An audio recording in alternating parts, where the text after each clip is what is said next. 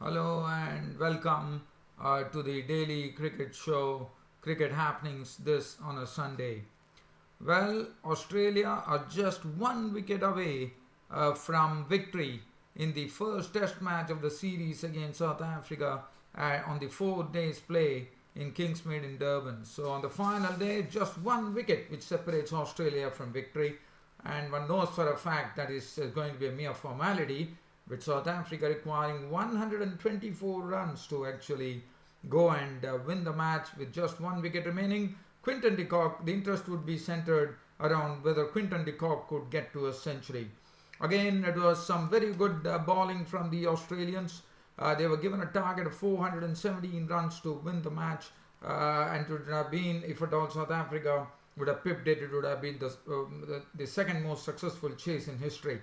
The 418 standing in the name of the West Indies, as we all know. So Australia and South Africa, well, the feature, but even though South Africa are definitely losing this match, but this match would definitely be remembered by Aiden Markram as he went on to score his third test century. And what a knock it was. It was a quality knock from him, and that too against one of the very, very formidable bowling attacks from the Aussies, of the Australians. So I'll be talking about that game where Australia are just one wicket away from victory, that is tomorrow on the final day. And then we will have a look at the ICC World Cup qualifiers. So there were wins here. There was one of the first thing that I would like to talk about as far as the ICC World Cup qualifiers for the World Cup 2019 is that there was an upset, a sort of an upset today when Afghanistan were defeated by Scotland. There were victories for Zimbabwe, the hosts, who went on to a very big victory, in fact, over Nepal. And Ireland had a victory, and also over Netherlands, and also United Arab Emirates had a breezy victory over the Papua New Guinea. So we'll come back to that later. And I'm going to start off with the Australia versus South Africa game.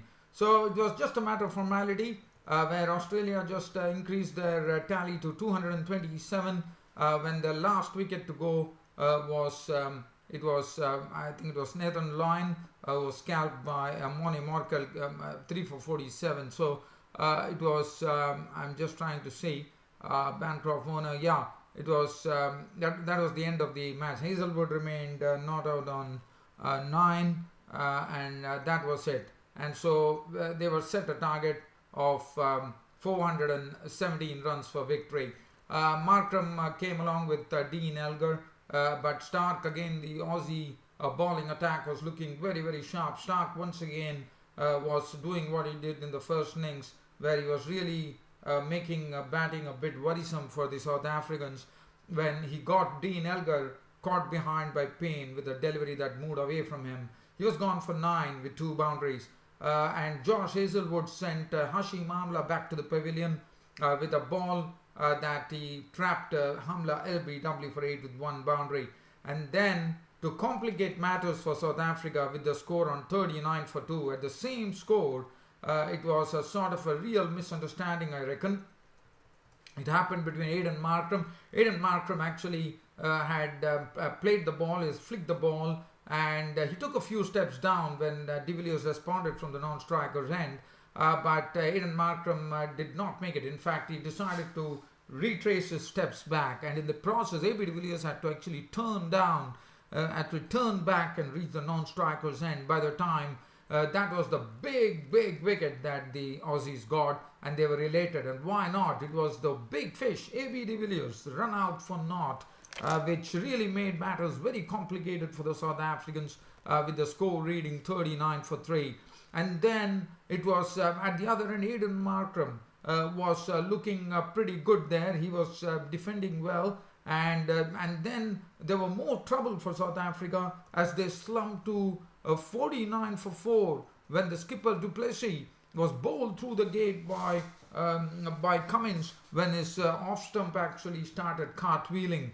So Du Plessis was gone for 4 with 1 boundary, and that made matters very, very complicated for the South Africans. Markram was on the other end. As I said, he was looking much confident at the crease, negotiating the Australian bowlers. At the other end, it was Tinus de Bruin who was there. And then started a partnership. From 49, it really started a partnership. Aidan Markram, after the ball became a bit old, we saw how Aidan Markram came into his own. And Aidan Markram showed some quality stroke making as he was driving beautifully through the cover region. He was also playing some good onside strokes as well. And he was looking a confidence personified when he was playing his strokes. And the Australians really didn't have a clue as to how to bowl to him, because he was looking much better now as a very quality batsman. At the other end, Thinus de Bruin was really tested by Mitchell Starc's short stuff. In fact, this partnership started from 49 for 4. The South Africans were really frustrated as this particular partnership added some very good 87 runs. Thinus de Bruin playing some very good strokes and showing a bit of boldness as well. But Mitchell Starc was really giving some chin music to De Bruin, and also a sort of verbal barrage was going on, and Bruin was not phased at all. He was unfazed by it as he carried on.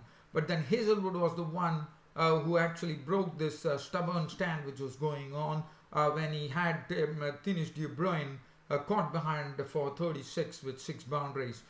Quinton de Kock, the out of form Quinton de Kock, joined Markram, and one thought that probably the end was near for South Africa at that time after the departure of Thinus de Bruin. But Quinton de Kock, what a time for him to actually get into form. He slowly started getting his mojo back, I would say, because the way he was actually playing his strokes, there was real power, good timing, and one of the strokes, I mean, he was spanking the ball when the spinners were bowling. So that, and Markram, let me tell you, he was looking pretty good.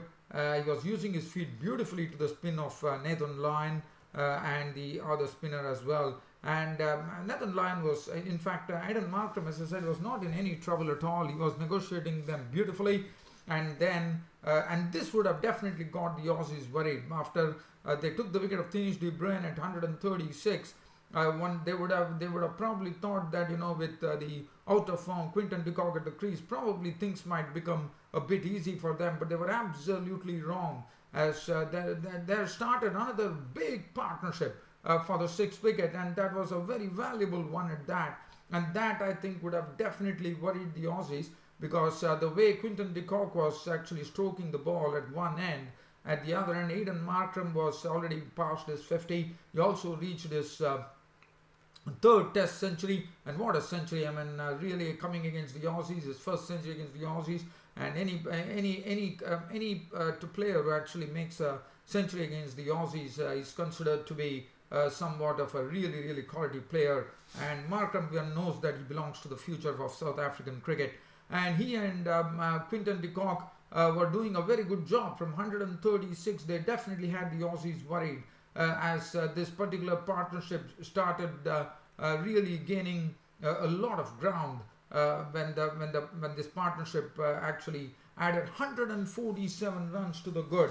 And as I said, that really got the Aussies a bit worried here as the partnership went on.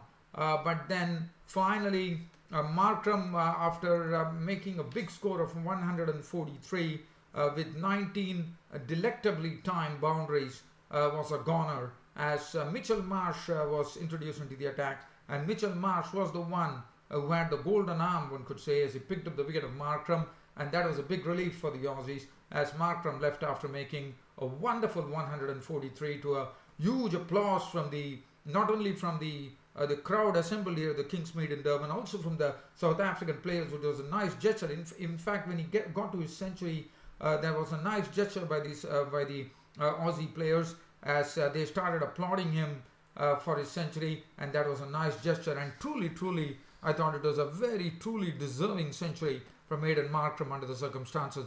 But after that, it was Mitchell Starc just skimming through the Aussie South African tail.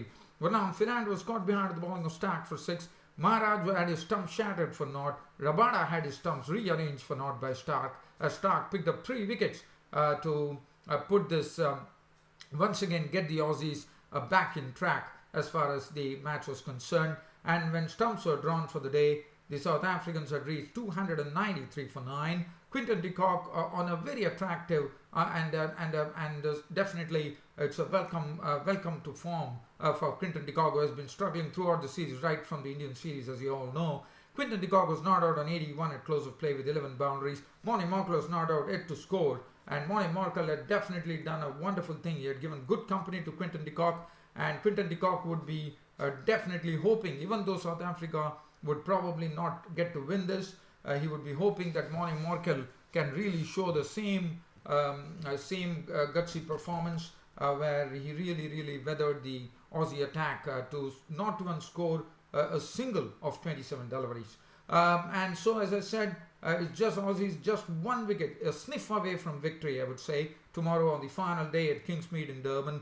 And one knows it's a mere formality. Let's have a look at the bowling figures from the Aussies here. Mitchell Starc was superb, 16 overs, 1 maiden, 74 runs on 4 wickets. Hazelwood, 14 overs, 1 maiden, 57 runs on 2 wickets. Nathan Lyon, 32 overs, 7 maidens, none for 86. Cummins, 15 overs, 3 maidens, 1 for 47. Mitchell Marsh, 7 overs, 2 maidens, 1 for 21. Got that big wicket of Aidan Markram. Stephen Smith, 5 overs, 3 maidens, none for 3. So that's a bad situation. Australia just 1 wicket away from victory going into the final day in the first test match here at Kingsmead in Durban, and also that will be a 1-0 lead for Australia in this test series. Well done, the Aussies. Well, from here, let's get on to the ICC World Cup qualifiers. As you know, the ICC World Cup qualifiers had a good beginning here in Zimbabwe, where these teams which are playing, there are 6 teams, more than 6 teams which are playing, and they would be actually vying for 2 spots in the 2019 World Cup, which also includes the mighty West Indies. So let's have, today West Indies did not have a part to play, but let's have a look at a brief summary of the ICC World Cup qualifiers here. So first we'll talk about the host Zimbabwe actually taking on Nepal, and Zimbabwe raised a huge score on the board. In fact, they got an electric start, I would say, from the openers Sipa Zhuao and Solomon Meyer. What an innings from Sipa Zhuao. He was absolutely ballistic. 41 he thrashed of just 23 deliveries, 3 fours and 4 sixes. At the other end, Solomon Meyer caned 52 runs of just 41 deliveries, 5 fours and 3 sixes. Tremendous stuff from the Zimbabweans. 77 was smacked in just 7 overs to give them an electric start by Zimbabwe of the Nepalese bowlers. Masakadza making 17 of 23 with 3 boundaries. Brendan Taylor went on to hit a century. In fact, that was the first century of the it was a great beginning, I thought, for Zimbabwe. Brendan Taylor making 100 of just 91, 7 fours and 1 6. The one mantra that Zimbabwe had in this particular match was that they were going hammer and tongs at the Nepalese bowlers. Irvine making 34 of 50 balls with just 1 boundary. But Sikandar Raza was someone who was in absolutely, I would say, he treated the Zimbabwean attack with absolute disdain as he thrashed 123 of just 66 deliveries, which contained 7 fours and 9 sixes, and no wonder he was the man of the match, as the Zimbabwe went on to sit at a very tall score of 380 for 6. And the Nepalese bowlers the bowling figures does not make any happy reading. As far as the Nepal was concerned, Nepal definitely gave it a good fight. All they could muster was 264 for 8. The highest scorer being Arif Sheikh with 50 or 59 balls with 5 fours. There were some contributions, but nobody was really able to go and score a century, which was direly needed to usurp the score of 380. Vesarkar made 52 of 48 deliveries, 6 fours, 1 6. Paras Katka, the captain of the team, 40 of 37 deliveries, 8 fours. So Zimbabwe, the hosts, starting off in a real flash here in the first match of the curtain raiser of the ICC World Cup qualifiers, when Sikandar Raja also put a good bowling performance as well, when taking 3 wickets for 48 runs. So, and 2 wickets to Brian Vittori, who made his comeback into the Zimbabwean team after his bowling action was cleared. Chatara, Jarvis and Creamer taking 1 apiece. Now, very quickly, as I said, there was a sort of an upset today in the ICC World Cup qualifiers in the Group B, where Afghanistan were taking on Scotland. and it was an upset according to me because Afghanistan were considered favourites. So it was an upset. The Afghanistan were bowled out for 255. As you know, today this young leg spinner, Rashid Khan of Afghanistan, who is the captain, was making history as he became the youngest player in the history of one-day internationals to be named as the skipper of a team. But it was not a good beginning at all for Rashid Khan, the young Afghanistan captain, as Afghanistan were bowled out for 255, the highest scorer being Mohammad Nabi with 92 of 82 deliveries, 7 fours and 3 sixes. Najibullah Zadran hitting 67 of 69 balls, 6 fours and 2 sixes. They were the principal contributors, and it was good bowling, I thought, from the Scottish bowlers. Wheel getting 3 for 36, Sharif getting 2 for 46, Berrington had 3 for 42, 1 for 59 for M. Watt. Scotland were given a target of 256 runs to win from 50 overs, and Callum MacLeod was absolutely into his element today. And what one saw was that they came up with a real game plan because they knew their nemesis would be the Afghanistan captain, leg spinner Rashid Khan. Rashid Khan, I have never seen Rashid Khan's bowling figures going above recognition like this, because he was absolutely thrashed today. His 9 overs went for 68 runs, just bagging 1 wicket. So not a good beginning for Rashid Khan, the Afghanistan skipper, as Scotland won the match by 7 wickets. Callum MacLeod's century was superb, unbeaten 157 of 146 deliveries, 23 fours and 1 6. That was brilliant stuff from Callum MacLeod, who was the man of the match. R. Berrington contributed 67 of 95 deliveries, which included 4 fours. So that was as far as Afghanistan. That was a sort of an upset here in the ICC World Cup qualifiers in Zimbabwe. Afghanistan losing to Scotland. The other match, we get on to the Group A in the ICC World Cup qualifiers. This was a match which was being played between the Ireland and Netherlands. Ireland actually winning the match by the Duckworth-Lewis method because of rain. Andy Balbirnie was the hero there, making a century for Ireland.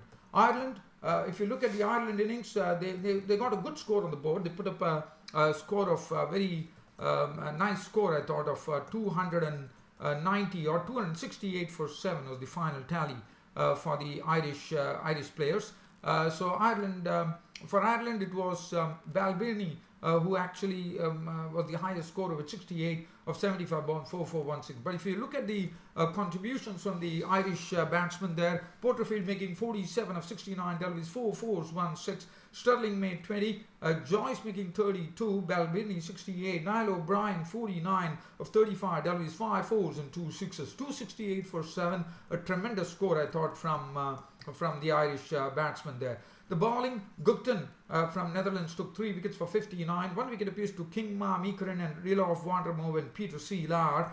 Netherlands were given a target of 243. It was decided by the Duckworth-Lewis method, but it was some brilliant bowling from the Irish bowlers here. Murtagh getting 3 for 28, 2 for 20 with McCarthy, 2 for 19 for Boyd Rankin, Kevin O'Brien 2 for 28, and 149 all out was what Netherlands could get. The highest scorer for Netherlands was Van der Gupten with 33. So that is as far as that match is concerned. Now, the last match in the ICC World Cup qualifiers that we are looking at was played between the United Arab Emirates and Papua New Guinea.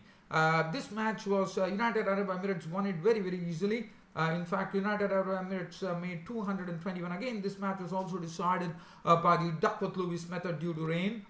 So United Arab Emirates, if you look at the United Arab Emirates card, they were all out for 221. The only thing, they got some real impetus right at the beginning, but they could not really capitalize. Probably after looking at the way the openers, Rohan Mustafa, who made 95, 136 deliveries, 4 fours and 4 sixes, and Ashfaq Ahmed, the other opener, making 50 of 56 deliveries, 5 fours and 1 6. Probably one would have thought the United Arab Emirates will go and sit on a very tall score. But I thought these Papua New Guinea bowlers did well to bowl out the United Arab Emirates for 221. And as far as the Papua New Guinea bowlers was concerned, it was a nice bowling from Nvanua. 4 for 39 for him, 2 for 42 for Ainoa, and 1 for 12 for Meany. Papua New Guinea given a target of 170 from 28 overs by the Duckworth-Lewis method, were bowled out for 113. Mohammad Naveed was the man of the match, was the real hero, getting a 5-wicket back. 5.5 overs, no maiden, 28 runs and 5 wickets. It simply blew off the Papua New Guinea players. One to Mustafa and Imran Haider too. As far as Papua New Guinea was concerned, is a very talented team, as we all know. The highest scorer being Amini, who was run out for 24 of 31 touches, 2 fours. Well, dear fans and subscribers, so this really brings an end to this cricket broadcast of mine today on this Cricket Happening Show. Hope you all enjoyed this very, very exciting Cricket Happening Show today. And I'll be there with more cricket happenings tomorrow. That's on Monday. Until then, this is your host Ram signing off. Thank you.